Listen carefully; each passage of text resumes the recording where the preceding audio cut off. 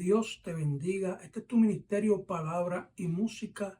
Y hoy estaremos hablando de la vida de Moisés y estaremos, ¿verdad?, presentando la tercera señal que Dios le dio al siervo del Señor para presentarse delante de los ancianos del pueblo, para dar a demostrar el poder de Dios. Y cuando hablamos de señal, es un distintivo utilizado por Dios, el cual va dirigido a los sentidos con el fin de dar a conocer su poder divino.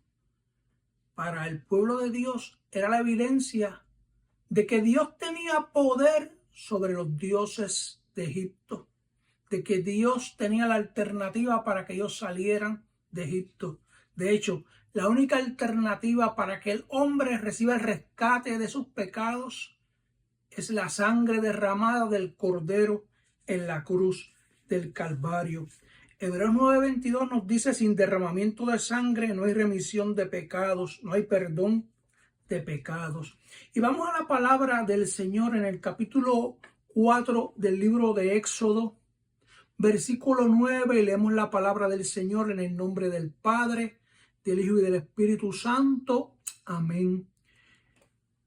Y si aún ellos no creyesen a estas dos señales, refiriéndose a la vara que se convirtió en culebra y refiriéndose a la mano que cuando la mete en el costado se llena de lepra y cuando vuelve y la mete sale sin lepra. Si no creyesen esas dos señales, ni oyeren tu voz, y está refiriéndose a los ancianos de Israel, tomarás de las aguas del río y las derramarás en tierra, y se convertirán aquellas aguas que tomarás del río en sangre. Señor y Padre Santo, te damos gracias por tu palabra. Y yo te pido, Señor, que edifique, exhorte y consuele la vida de cada oyente. ¿Alguna vez te has sentido contra la pared? Que has dicho, las posibilidades son muy pocas. ¿Sabes que el pueblo se encontraba de espaldas a un muro de esclavitud durante 400 años? Y había llegado el momento en que Dios estaba enviando a un siervo llamado Moisés, uno que había pasado muchas situaciones difíciles, pero que ahora estaba preparado para enfrentar este momento crucial de ser el rescatista de un pueblo que estaba en una situación difícil. Pero cuando vemos esta tercera señal, que sigue a la señal de la mano llena de lepra y luego sanada, podemos entender que había un mensaje detrás de todo esto. El agua se convierte en sangre. La sangre, ¿verdad?, cuando seguimos la trayectoria de este concepto, donde primero se derrama sangre en la historia de la humanidad, es cuando Dios hace un sacrificio a causa del pecado de nuestros primeros padres, Adán y Eva.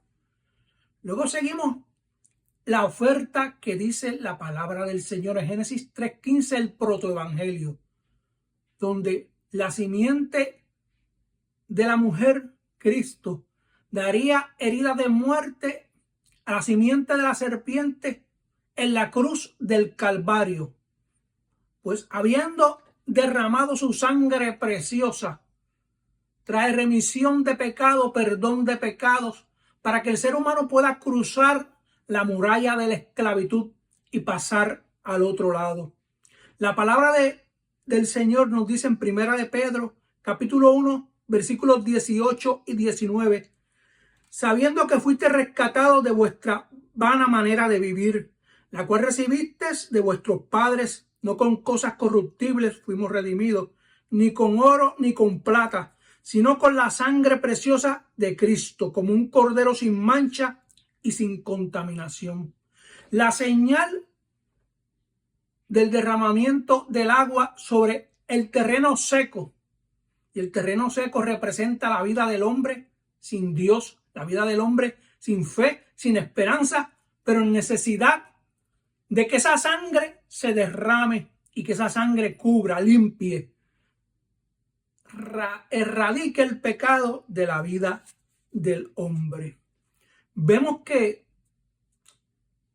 la señal de la sangre tiene doble efecto. Es una advertencia de doble efecto. Una advertencia para que el pueblo del Señor, en el caso de nosotros hoy, nos mantengamos confiados en que somos protegidos por medio de esa obra en la cruz del Calvario. Pero también es una advertencia para aquellos que permanecen en incredulidad. Cuando vamos a la palabra del Señor y seguimos la trayectoria de la sangre, vemos el segundo juicio de trompetas, la segunda trompeta. Apocalipsis capítulo 8, versículo 8. Y el segundo ángel tocó la trompeta, y como un gran monte ardiendo con fuego, fue lanzado en el mar. Y la tercera parte del mar se convirtió en sangre. En un futuro de la historia, querido amigo que me estás escuchando, no solamente como pasó en la historia de Egipto, que el río Nilo se convirtió en sangre. Y había un dios que ellos servían que se llamaba Hapi, que era el dios del río Nilo, Hapi. Parece que Hapi se quedó dormido y no pudo contrarrestar el poder de un Dios que había enviado a su siervo llamado Moisés. ¿Sabes qué? Dios está esperando que creamos en sus promesas.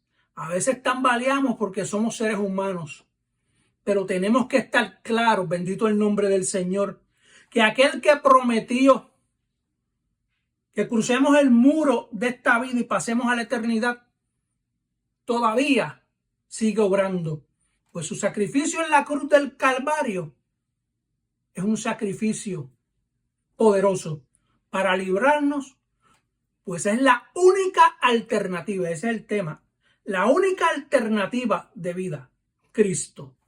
Que la gracia del Señor sea contigo y los tuyos. Amén.